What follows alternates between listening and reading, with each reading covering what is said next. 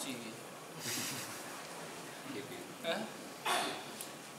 Ngaji apa?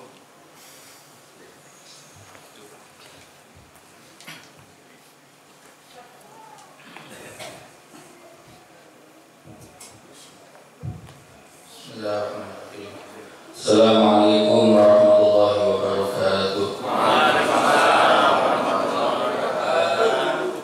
Alhamdulillah wassalatu wassalamu ala Rasulillah sayyidina wa maulana Muhammadin abdillah wa ala alihi wa sahbihi wa mawala.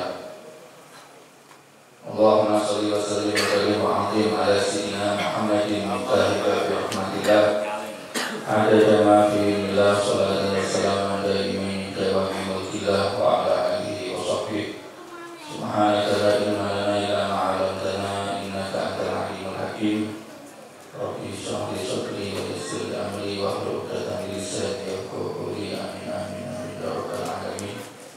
La haula wa la quwwata illa billahil 'aliyyil 'azim. Para sesepuh hati sepuh kang hormati, para ahli ulama, kiai, hadirin wal hadirat rahimahumullah. Jamaah rutinan malam Rebu saya malam Rebu ingkang kula hormati Sahibul Hajat atau Sahibul Bait Pak Mika keluarga, mugi-mugi tambah sehat, panjang umurnya, selalu dalam kesehatan. Amin. Dan di antara kita yang mungkin ada yang sakit, mudah-mudahan segera disembuhkan oleh Allah. Amin. Di antara kita yang punya hutang, mudah-mudahan tambah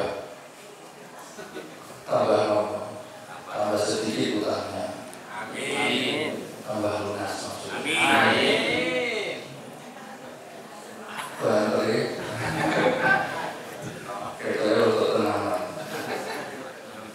Hadirin hadirat rahimahumullah, tidak terasa 35 hari setelah hari yang kemarin alhamdulillah malam Rebu Pahing seminggu jamaah full sampai arah itu sewu ini segera makan keluar rasanya ini rasanya nopo kalau dimakan nopo.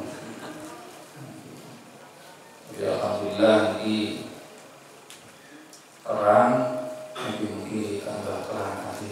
Amin. Hadirin hadirat rahimahumullah, serapan yang kemarin saya menyampaikan yang ketiga Robito. Sekarang itu orang rekaman ya, orang makan.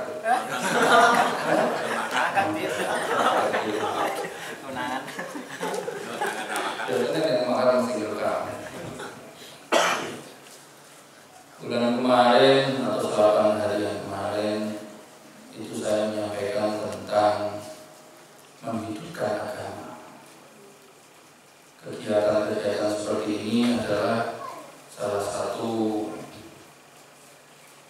cara kita menghidupkan agama kita, agama Islam. Ya, saya menyampaikan bahwa bulan kemarin itu bahwa para masyayikh, para ahli ulama itu sudah sangat besar jasanya sewaktu masih menuntut ilmu, susah payah dijalani.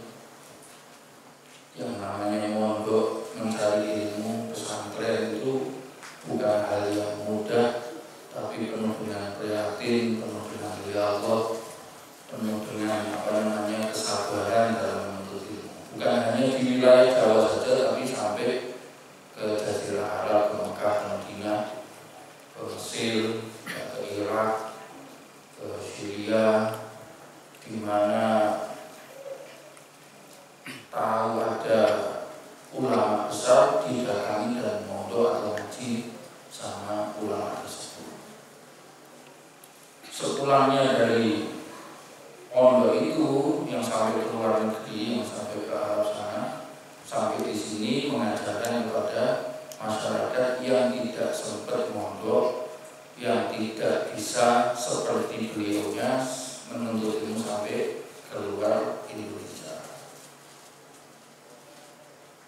Itu salah satu cara ketok tunggal atau menyebarkan agama ini sampai ke pelosok-pelosok, sampai ke setiap orang, setiap manusia, dimanapun, siapapun, yang dekat, yang jauh, ya, yang di pinggir laut, yang di lereng gunung, diajarkan semua dengan awal oleh masyayikh kita, para kiai kita, guru-guru kita. Dan kita alhamdulillah kita malam hari ini termasuk kita ini menuntut ilmu, mencari ilmu, termasuk juga dalam salah satu cara menghidupkan agama kita, agama Islam. Yang hadir di sini mendapatkan ilmu, menghidupkan agama. Yang disampaikan, yang didapat dari satu majelis, diambil, diingat-ingat, syukur-syukur bisa diamalkan, dan itu ilmu yang didapatkan akan terjaga. Kalau tidak diamalkan, tidak didapat, tidak dicari ilmunya, tidak diingat-ingat ilmunya, maka ilmu yang disampaikan atau mungkin satu cabang ilmu ini akan hilang. Setiap ulama yang meninggal itu pasti punya satu rahasia ilmu yang tidak semua orang tahu, murid-muridnya tahu. Ada satu rahasia-rahasia yang atau penafsiran-penafsiran yang sangat mendalam yang tidak semua muridnya bisa menguasai. Begitu meninggal ulama atau gurunya ini, murid-muridnya kehilangan ilmu yang rahasia itu. Semakin banyak ulama yang meninggal, pengajar-pengajar yang meninggal, maka semakin hilang ilmu-ilmu tersebut. Nah, kita di sini menghidupkan, kita di sini mencari ilmu supaya bisa kita pegang, supaya bisa kita ingat, kita amalkan. Di sini dibawa ke rumah juga, dibawa dalam keseharian kita. Menghidupkan agama itu bukan hanya untuk kita sendiri. Di rumah pun kita dianjurkan menghidupkan agama. Dengan cara apa? Dengan cara kita beribadah atau mengamalkan ilmu itu di dalam rumah kita sendiri. Ilmu yang bisa diamalkan di dalam rumah dilakukan di rumah. Itu menghidupkan agama. Anak atau keluarga yang ada di situ, yang satu rumah, melihat orang tuanya melihat kita mengamalkan ilmu tersebut, beribadah kepada Allah, anak itu juga mendapatkan ilmu secara tidak langsung, baik dengan bisa melihat, delok, baik ibuku sholat kok ini tengah wengi, sholat kok jam 8 isu, bu sholat apa tuh kok jam 8 isu, subuh ya wow, aku mau isu ke subuhan. Coba saya sholat ini sholat duha, sholat sunnah duha, ya. Duha atau suha? Subuh ini waktu duha kan suha. Sholat duha kan dulu si subuh kawanan, bangsawan itu suha.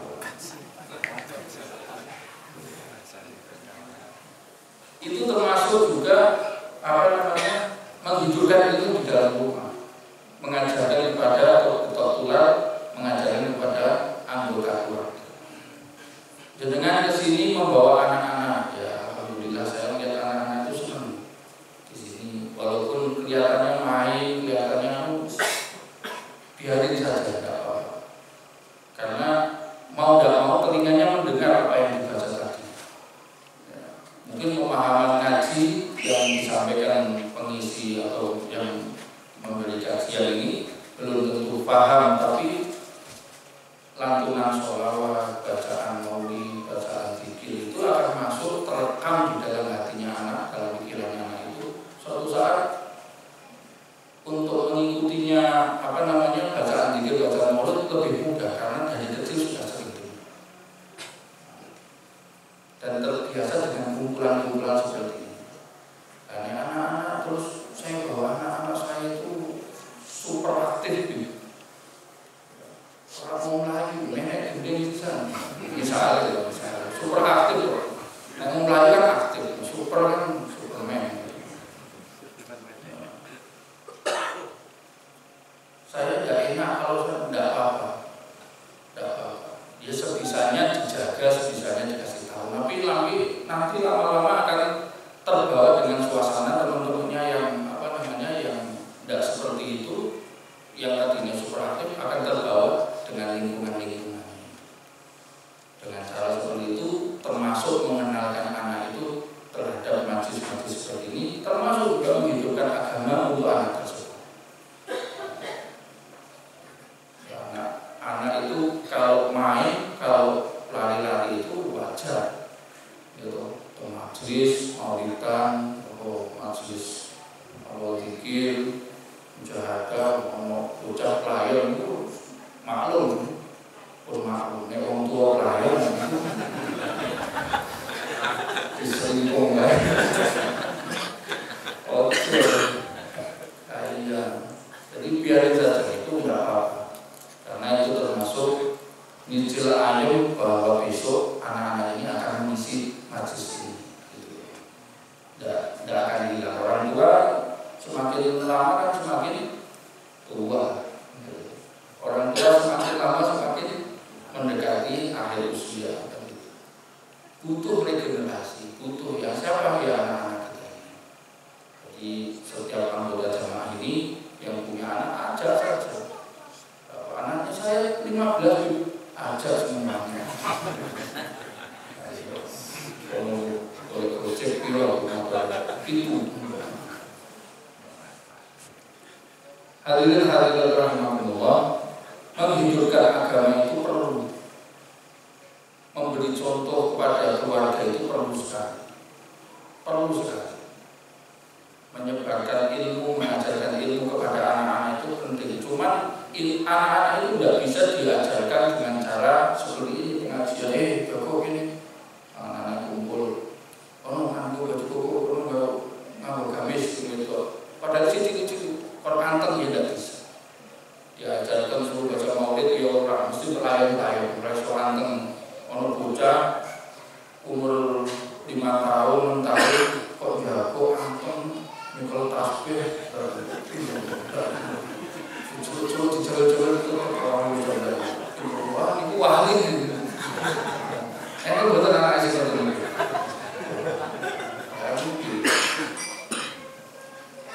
ibu ini bertanya itu ada juga anak us lagi sholat sunnah padahal umur 6 tahun wah ngimpi apa di waktu 2 tahun itu ketok calon wali ini termasuk di luar kebiasaan umum, di luar umumnya anak-anak ya main wajar, tidak apa-apa, tidak perlu orang tua marah, udah pelayan baik, bapak itu lahir, ini bapak yang senang dimarahi, anak tidak boleh dimarahi, karena anak dimarahi itu otaknya mengkerut, iya mengkerut itu ya. Mengecil dan salahnya beberapa salah itu rusak dari yang satu. Setiap satu bentakan, satu marahan dibentak, diketak, satu kali ketak anak itu salah otaknya beberapa itu ada yang rusak. Dan sekarang sehari kita aja gitu, kalau kafe kita aja, kok menang kafe, tegak. Waduh, dosa diri kok. Nek wis kadung dosa iki servis. Cuma servis pondok pesantren. Hadirin hadirat rahimahullah. Ilmu itu sangat-sangat penting, sangat-sangat penting. Cara penyebarannya, cara pengajarannya juga berbeda. Bisa dengan memberi contoh tadi, sebagai orang tua memberi contoh pada anaknya, kakak sama adiknya, bapak apa suami sama istrinya, istri sama suaminya. Memberi contoh, tidak perlu setiap ilmu itu harus dengan nasihat, harus dengan ucapan, bukan? Ya ilmu itu mesti nasihat, ya mesti kebaikan. Tapi belum tentu yang namanya ilmu itu harus dengan ucapan, mengajarkan. Ada orang seorang tempat mendalami Mbah Kiai Abdul Hamid Pasuruan. Orang ini orang kaya raya, pejabat. Niku asal soal begini Pak, Mbah Hamid Pasuruan itu nembe teng mobil dari mandap saking mobil niku ningali Mbah Hamid lagi nyapu ngarep teras rumah itu, halaman rumah nyapu, Mbah Hamid nyapu. Nyapu, sopirnya langsung wis ora situ, putar balik, aku wis ngerti jawabannya. Niku masalah kok bagaimana kok ora cerita wong iki. Pokoknya wong itu delok Mbah Hamid nyapu wis langsung ngerti jawaban. Saya bolak-balik, saya seorang abah mau nanya sesuatu, ya begitu abah wis koyo wis langsung ngerti jawabannya gitu. Ya wis ora situ takon, padahal wis ngomong semangat wis gobios sareng matur karo abah itu deg-degan. Tapi begitu mandang abah, melihat guru, sudah selesai ketemu jawabannya. Itu banyak sekali, tidak perlu harus dengan ucapan. Anak itu kadang harus diberi contoh. Suami ke istrinya harus beri contoh. Nah, mau ucapan itu udah beri contoh malah ini kan kebalik, malah jarang bisa mengenal ilmu itu atau nasihat-nasihat itu.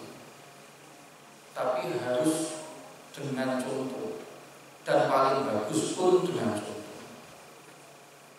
Anak yang melihat orang tuanya, anak melek motor, lihat bangun tidur, lihat orang tuanya lagi sholat, lagi terus Quran, lagi ngaji. Anak itu bangun karena dengar suara ibunya lagi ngaji. Nanti boten gimana ini dengan nanti alhamdulillah nanti sesuai. Nah, dia kan berarti iya ini ya orang itu pengalaman mau boten tanggung gebrak lawangi orang tani dibuka di kocak di obah-obah awal pindah ke kursi. Semoga tani yang akan pindah ke kursi turun. Anak saya gitu bebas. Ini dirubah caranya, bagaimana cara membangunkan anak itu juga ada cara membangunkan anak. Tidak boleh langsung diketok. Tani diajak ngomong, dipegang ujung dari jempolnya, dipegang pijit-pijit yang halus, yang pelan. Coba pulang gitu. Yang dari tapi rakyat pegang ujung jempolnya pegang pijit-pijit sampai dipanggil. Panggilannya pun harus lembut, tidak boleh kita, pelan-pelan. Coba aja. Paling awal-awal itu agak susah karena terbiasa pakai getaran itu. Ya pakai getaran pakai ngaji. Orang jawab gitu. Aku kalau getaran berundang ya orang getaran. Cara bangun anak juga itu. Semuanya itu ada ilmunya. Intinya semuanya itu ada ilmunya. Semuanya ada ilmu. Dan contoh itu lebih bagus daripada ucapan, daripada perkataan.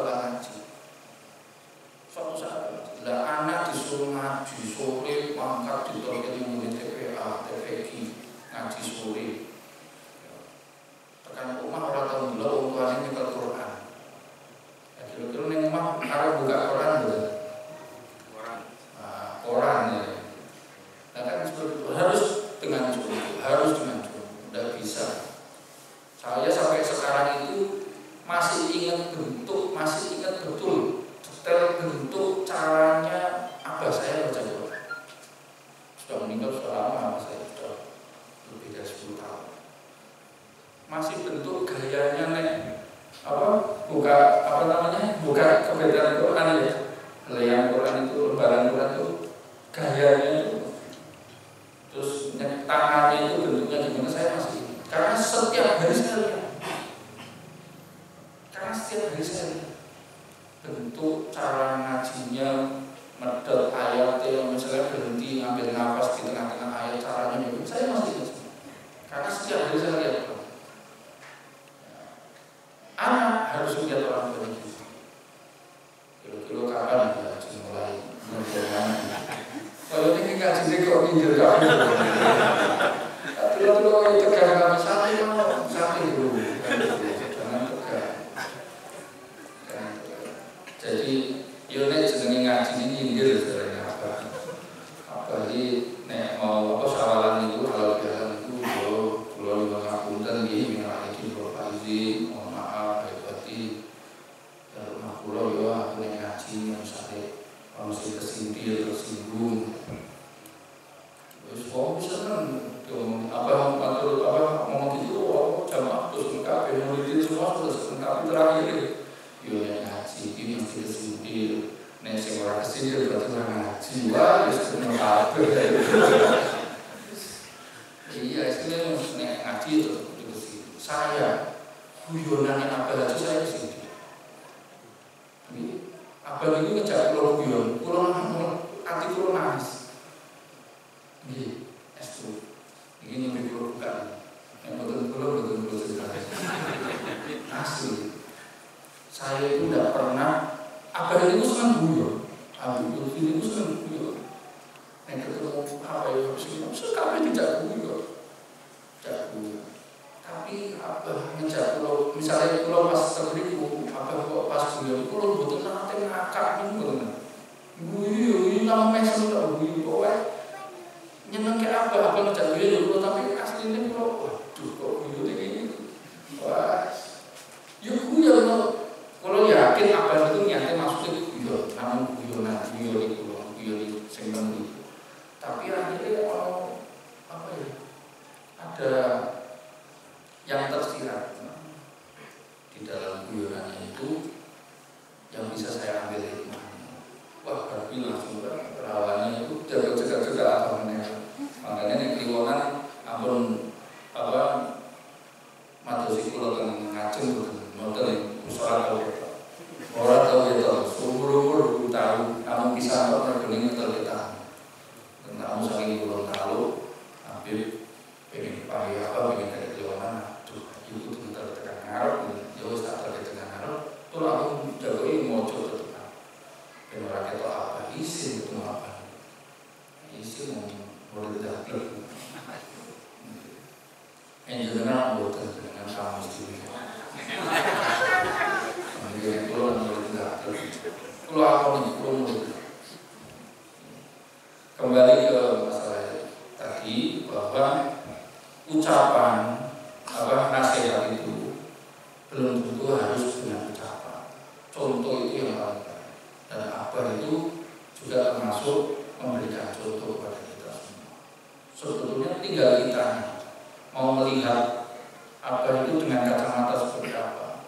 Kalau kita hanya terkagum-kagum dengan penampilannya apa, wajahnya apa, kok adem, yo itu adem. Ya, apa kok wibawa itu pelajarannya cuma itu. Tapi kalau mencari jawaban dalam setiap gerak-geriknya apa ya dapat. Kalau saking guyonan yang mau pulau kesini, wah pulau dan orang kesini keantem, hilang langsung merasanya bos.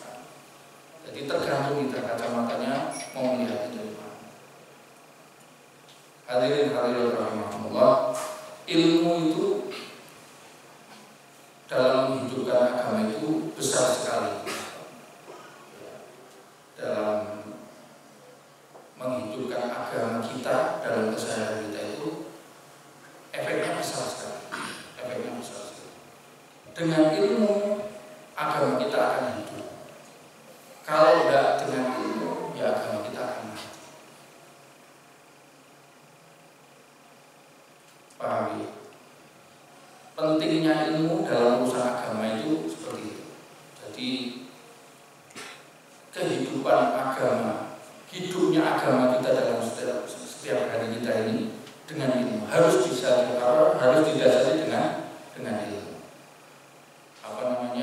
Tidak bisa kita setiap hari ini lepas dari ilmu. Dengan mau makan saja harus tahu ilmunya makan. Ilmunya makan dari mana? Ya dari Rasulullah SAW. Dari Rasulullah SAW. Sunnahnya bagaimana yang dicontohkan sama Rasulullah SAW. Bagaimana sunnahnya makan? Sunnahnya itu, sunnahnya wudhu. Ya, wajibnya wudhu ada. Sunnahnya umur, membasuh telapak tangan dulu sebelum umur. Istinsyak itu sunnah. Membasuh tengkuk itu sunnah, itu fikih ya. Sunnah-sunnahnya apa saja bisa wudhu itu diambil hanya langsung membasuh wajah saja bisa. Wajibnya saja diambil boleh, tapi tidak dapat sunnah, tidak dapat keutamaan. Sunnah itu bukan hanya urusannya dengan pahala saja. Ini penting. Jadi kita jangan memandang sunnah itu urusannya hanya urusan pahala. Sunnah itu kalau dilakukan dapat pahala, tidak dilakukan tidak dapat apa-apa. Itu pelajaran SD. Nah gitu. Jadi kan SD dapat itu. Pelajaran SD.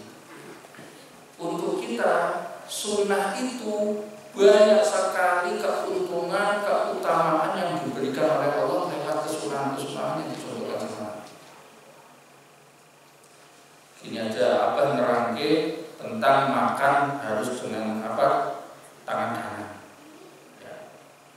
Dengan tangan kanan dipegang makanan yang disentuh dengan tangan ini, maka makanan itu akan lebih mudah dicerna di dalam tubuh. Lebih bagus, lebih baik, lebih mudah kalau disentuh dengan tangan. Kalau dengan alat agak lama. Tidak semudah makanan yang disentuh dengan tangan itu. Masuk kamar mandi, kaki kiri, kepalanya masuk enggak? Masuk lagi. Kepalanya ditinggal. Kaki kiri. Abang pernah nerangke masuk kaki kiri itu karena di dalam satu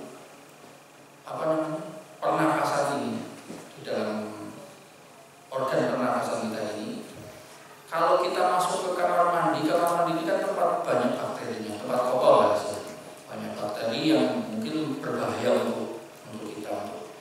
Nah kalau kaki kiri kita maju jalan, kaki kiri maju, ini ada satu klep yang di dalam organ pernafasan ini akan nutup. Begitu masuk ke tempat kotor kaki kiri, klepnya nutup. Walaupun menghirup udara yang di dalam kamar mandi, di dalam WC tersebut, dalam tempat kotor itu, klep itu tertutup. Bakteri yang misalnya masuk ke dalam saluran pernafasan tidak akan masuk ke dalam organ paru-paru. Kalau sudah seperti itu, nanti keluarnya pas nafas keluar itu mengeluarkan, kalau menghirup O2, oksigen. Keluar CO2 itu apa? Dioksida atau monoksida? Dioksida. Bakteri yang sudah kadung masuk, misalnya ada bakteri yang kadung masuk lewat saluran pernafasan itu, akan dimatikan dengan CO2. Sunnah, keutamaannya, keuntungannya. Nek pun ngeten niku jenengan aja bahas pahala betul.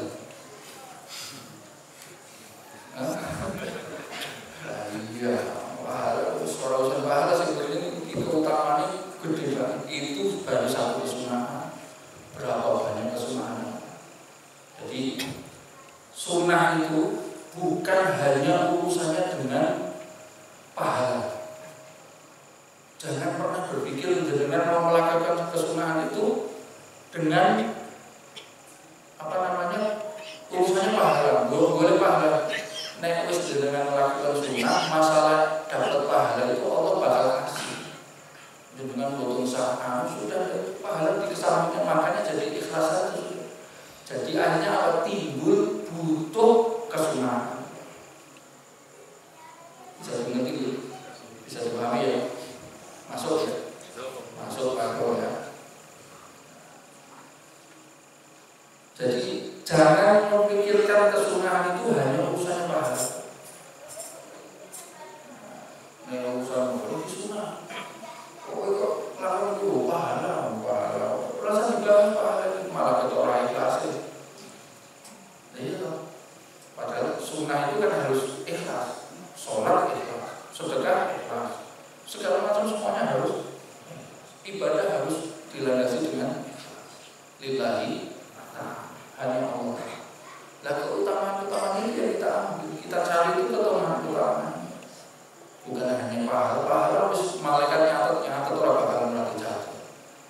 Wah ini aku rapat seneng kalau mungkin ini rasa catat tidak bakalan malaikat wanita orang mungkin langsung pecat dari langit. Ya udah mesti dicatat sama malaikat. Jadi urusan pahala tidak usah kita bahas.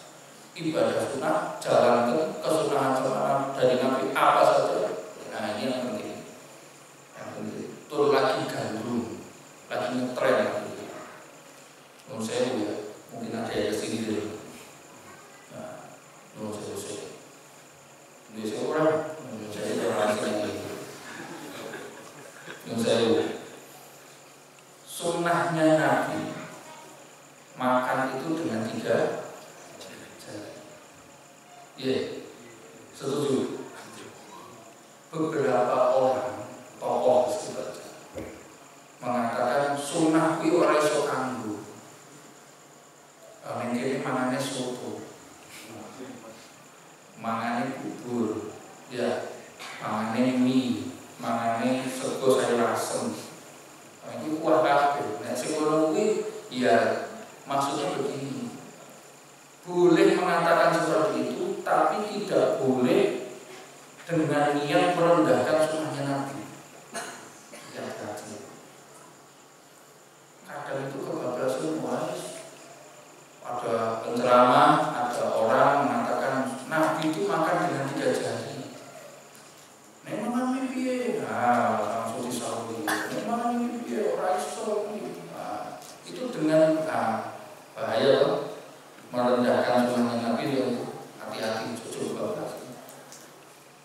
Nabi seumpama nek mau makan bubur pakai 3 jari enggak? Seumpama. Ya udah pakai alat. Nabi misalnya ono sing nyetel mie goreng apa mie rebus, makannya pakai tangan 3 jari enggak?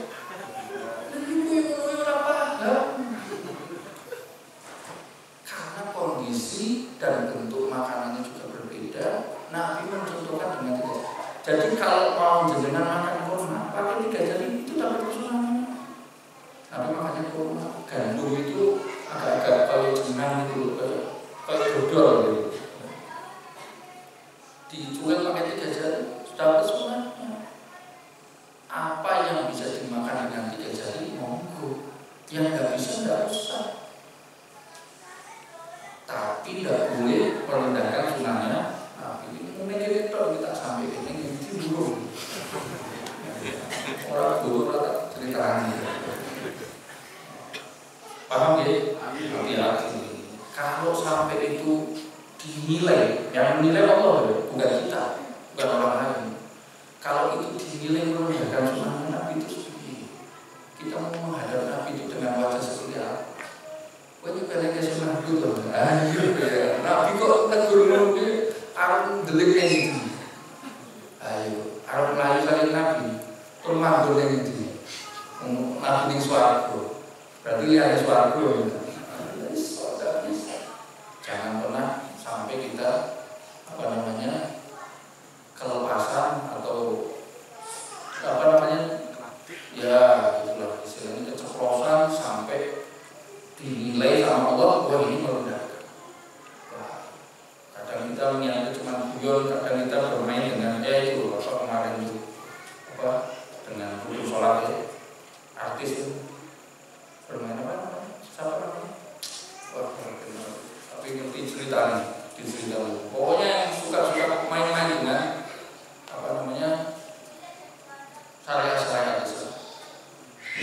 cuma bercanda, niatnya cuma tapi malah merendahkan, meremehkan, baru menghina. Itu bahaya. Ya. Kita orang ngaji, apalagi kita murid orang thariqah, harusnya lebih terjang. Orang thariqah harusnya bisa dilihat, wah, jangan ini thariqah itu saja. Oh ini harus, orang thariqah ini harus. Bukan anaknya itu dicekal jempol itu, orang tak ngaku padahal dia mindir. Kesidir benar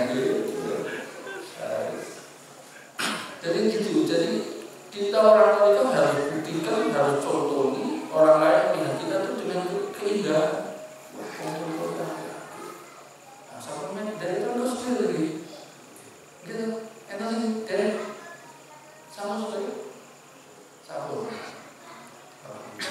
kan harusnya seperti itu. Jadi orang kopi gampang, entengan, orang usah wong, orang angel wong kan gitu. Jadi aku tadi kepingin untuk pengen sudah timbul api nah harusnya seperti itu.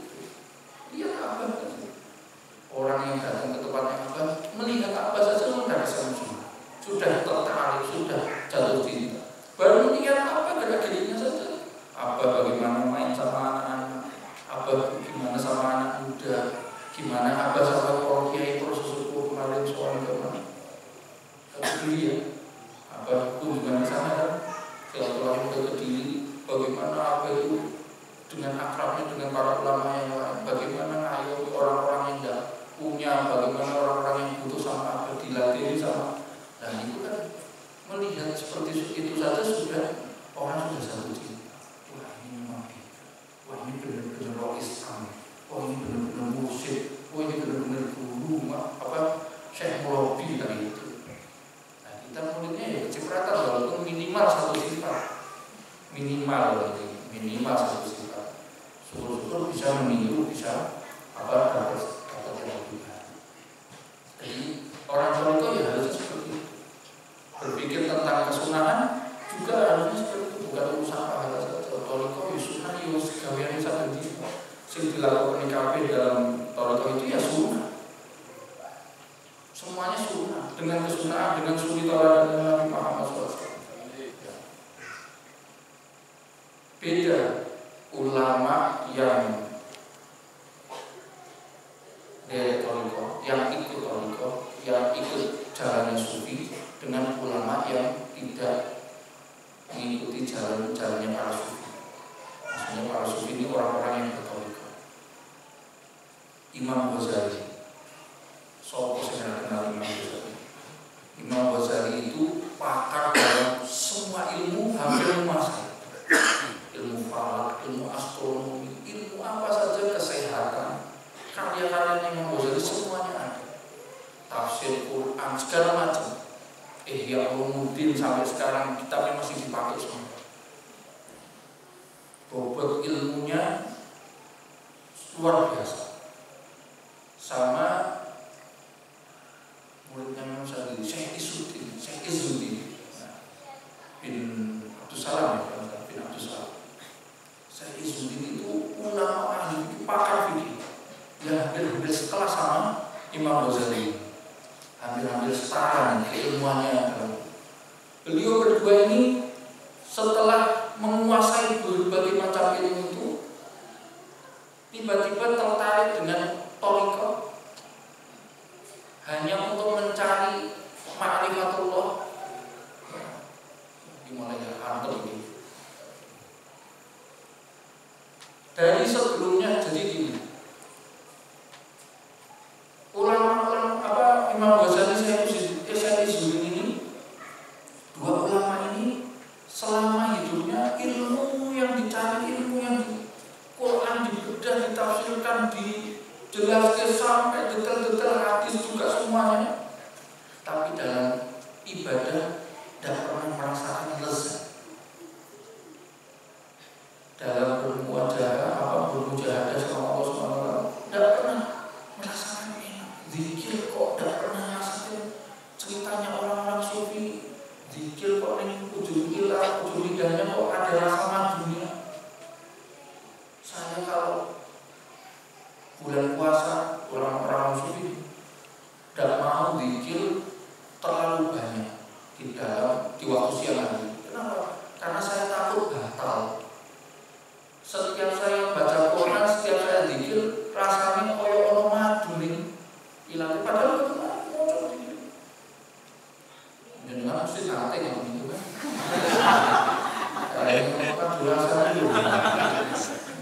Terima dengan yang soleh. Amin. Jadi Imam Ghazali segitu kelasnya pakar ilmunya merasakan hampa. Saya Izzuddin sama. Nah,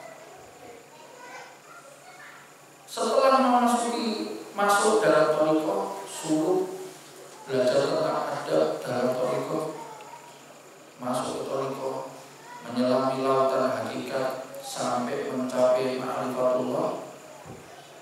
Berdua ini saya Izzuddin sama Ghazali perkataannya hampir sama. Sungguh aku telah menyia-nyiakan umurku, membuang umurku sewaktu aku hanya mengurusi ilmu gaib saja. Merasakan umurku yang kemarin itu sia-sia, padahal karya kitab itu mengungkap. Merasakan bahwa seakan-akan ilmunya itu sia-sia, umurnya sia-sia. Saya telah membuang umurku di masa muda karena hanya tergiur asik dengan ilmu-ilmu gaib saja, ilmu fikih, ya, ilmu tentang Quran, tafsir Quran, ilmu hadis. Ini mereka berdua ini bilang seakan-akan umurnya ini terbuang sia-sia. Setelah masuk dalam thariqah, aku bisa mendapati hakikat Allah itu bagaimana, ma'rifatullah bagaimana lezatnya orang dalam sholat. Kalau nanti jagungan apa itu nerangnya tentang sholat. Monggo dengan pahami ya Mbak, kalau dengan wani jujur ini apa itu nerangkan dengan wong thariqah nek sholat itu begitu Allah akbar takbiratul Allah akbar wis mlebune jero kote cakan ada kira itu gitu Allah akbar sebelum mlebu apa itu paham itu berarti laku wow dengar recording boten paham betul. Maksudnya apa? Sudah masuk ke Alhamdulillah. Sudah dalam lingkup di situ hanya ada dia dengan Allah. Makanya para sahabat itu lebih mudah sholatnya ya dalam urusan seperti itu karena makmum imamnya Rasulullah SAW terbawa dengan sumber ma'rifatullah. Kanjeng Nabi sumbernya, sumber berkah, sumber ilmu, sumber hakikat, sumber ma'rifat, sumber iman. Lah makmum ya cerdas orang Nabi ke guru, pemimpin yang berumur bukan. Bisa dipahami? Minimal biar saja. Nambah saja. Minimal nambah saja. Ini untuk juru orang tulis lah. Minimal kami. Makanya para sahabat kalau misalnya sholat kena panah, misalnya perang panah, ketancap panah, kena panah, mau dicatut, saya nyambutnya pas saya sholat saja. Beliau sholat 2 rakaat, tapi pada beliau sholat panah lebih nancap, panah busur, bukan panah asmara ini. Dengan bayangnya panah asmara, panah busur, masuk dicabut. Dengan ngoten nggih. Insyaallah ngoten nggih. Dipahami diri terus gitu. Boten lagi kula juga kan diari. Ya gitu. Lah, bayangin sholatnya kita sholat. Ono misalnya di masjid di ngomong ngomong lewat nganggo motor, kelingan iki motor kae. Dilala ke kalpote kok itu apal linten. Mana sih motor ning jero omah. Di luar masjid kejemuran wah kae gitu. Dan enggak wong kae kan. Sholat sih misu-misu wong. Ini sholatnya kita gimana? Perlunya berthariqah, serius dalam berthariqah supaya kita bisa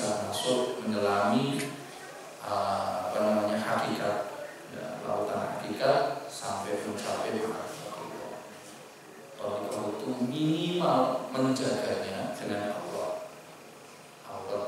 wirid ya, daripada subuh sama maghrib. Minimal menjaga thariqah itu dengan itu, minimal, bukan maksimal. Dengan minimal mau isi ngeluh betul.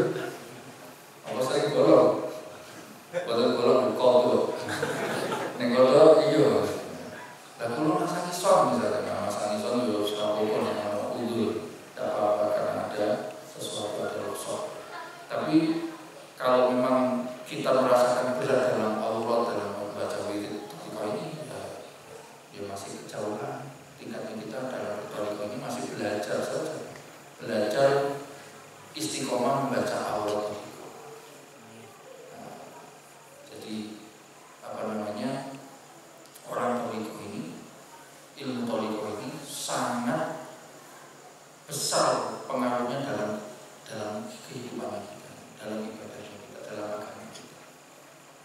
Kalau kita sudah masuk thariqah, orang masuk thariqah, ya Imam Ghazali itu bukan ulama kaleng-kaleng, bukan ulama ulama lokal. Ini kelasnya dunia, ulama seluruh dunia mengakui kealimannya Imam Ghazali. Seluruh dunia mengenal Syekh Izzuddin bin Abdus Salam. Syekh Izzuddin bin Abdus Salam ini dari thariqahnya saya juga di bawah bimbingannya langsung Imam Abu Hasan Al-Asy'ari. Nah itu dibimbing setelah mengerti, memahami ilmu thariqah, menjalani ilmu thariqah, ya merasakan nikmatnya dalam ibadah, lezatnya dalam zikir. Dan kita bisa zikir apa atau manis. Baca zikir itu, zikir thariqah itu, apa atau manis? Apa kalau sama madu susu telur madu jahe? Kalau di rumah STMJ, bukan hanya madu saja, STMJ saya syukur sekali. Dengan dua kita di Medan, dan jagung. Kalau itu masih itu takarannya seperti itu. Jadi kita sama-sama mengoreksi diri kita sendiri. Maksudnya melihat ke dalam diri kita sendiri. Kita ini masih berat pada urusan. Kalau masih berat, ya masih kejauhan. Dan mau mulainya kapan? Kalau itu pikir itu sunnah, jangan mikir ini pahala. Kembali lagi tadi. Kalau mikir ini keutamaan, melakukannya dengan kesamaan. Wah, ini manfaatnya gede. Orang ini rugi aku. Nah, itu. Kalau niatnya seperti itu, dibuat seperti itu kan jadi mengamalkannya jadi lain. Ya, bisa dipahami ya, bisa dipahami. Nah, kalau kita membayangkannya ini Allah, itu pernah padahal aku kan saya tekan mau belum. Nah, misalnya kayak gitu, terus bayangin terus aku sih dari apa? Nggak bisa merasakan kalau zikir itu dengan senang, dengan cinta, dengan penjiwaan yang kuat. Itu butuh orang ini iso konslet. Padahal setiap hari konslet. Iya, konslet ini, konslet parah. Lah kalau udah dibarengi diisi dengan zikir-zikir seperti ini, wah bahaya kehidupan saya. Umur saya gimana? Sudah contohnya dua itu saja. Imam Ghazali sama Syekh Izzuddin itu ulama kelas dunia, ilmunya bukan ilmu biasa-biasa, tapi ilmunya sangat luar biasa. Kecerdasannya, keintelektualannya sudah luar biasa. Begitu masuk ke dalam thariqah, merasakan bahwa ilmu-ilmu yang kemarin itu kayak apa? Ini sejatinya orang ini intinya, ini jiwanya, ini rohnya ilmu. Masuk thariqah ini dapat rohnya ibadah, rohnya zikir, rohnya sholat. Ya. Jadi kalau sholat fikihnya, tata caranya sudah kita ketahui, rohnya juga sudah kita ketahui. Caranya sholat bisa dengan rohnya bagaimana? Nah nerangi bab sholat itu menurut Gusti itu. Begitu takbiratul ihram itu seluruh kuning dibalik kiri masuk. Kiri itu kan paling belakangnya itu. Nah, dan itu terakhir terus belum terus orang kelingan mau ning joko, sapa sing ning joko, ono apa, sudah hanya urusannya saya dan yang di hadapan saya hanya Allah Subhanahu wa Ta'ala. Latih sedikit demi sedikit latih. Jadi aku sholat ngadep Allah. Aku lagi bayang Gusti Allah, tapi mesti Allah ngelihat. Saat ini aku lagi pada orang sholat berkabeh dan mau tidur sampai tidur dilihat sama Allah. Dan minimal kita ingatnya itu dalam pas bahwa kita ini sedang dilihat sama Allah Subhanahu wa Ta'ala. Saya ulangi, Alhamdulillah, mohon saya pengetahuan tentang pendalaman tentang kita untuk supaya bisa bertolak bagaimana kejiwaannya, bagaimana dalam kita melaksanakan awal-awalnya. Jangan merasakan berat, jangan merasakan ini satu beban, satu rutinitas keseharian yang memberatkan, yang membuang waktu atau menghabiskan waktu. Enggak, justru dalam satu hari itu waktu kita dalam membaca Allah itu waktu yang paling utama, waktu kita, umur kita yang paling bernilai. Ada yang lebih baik dari itu saat sholat ngelamun gitu, sedekah jarang, nonton TV istiqomah, nonton TV istiqomah, acun moco al-Quran, kalau toriko, pilih toriko, dilalah pas TV-nya aktif, wis pertanyaan gula, boleh tak kodok lain loh, masuk kodok berguna nonton TV. Itu gosok itu, bukan udul itu. TV dibandingkan toriko gitu. Nah, itu jangan seperti itu kita menganggap. Jadi amalia toriko itu, waktu kita beramaliyah toriko itu, waktu dari sekian umur dari beberapa saat dalam umur kita sehari itu, waktu yang paling penting, yang sangat utama. Dan ini saatnya apa istilahnya? Ngobati jiwa kita. Itu saatnya kita ngecas hati ngobrol. Ya, tawajuha, logito, itu maksudnya seperti cabang-cabangnya seperti itu. Jadi saat itu di saat saya berhubungan kepada Allah lewat jalur mursyid saya lewat mursyid jenengan lewat itu bayangin apa? Bayangin apa? Apa? Iya. Bayangin apa dong? Bayangin apa lagi ngomong? Ayo saya minta perjelas tuh. Tak sampai sini orang ngomong. Bayangin apa saja ngomong? Lagi jago. Apa wajah itu? Cuma kita tambah saya baca amalan ini sedang menghadap Allah, mengingat kepada Allah, melewati musik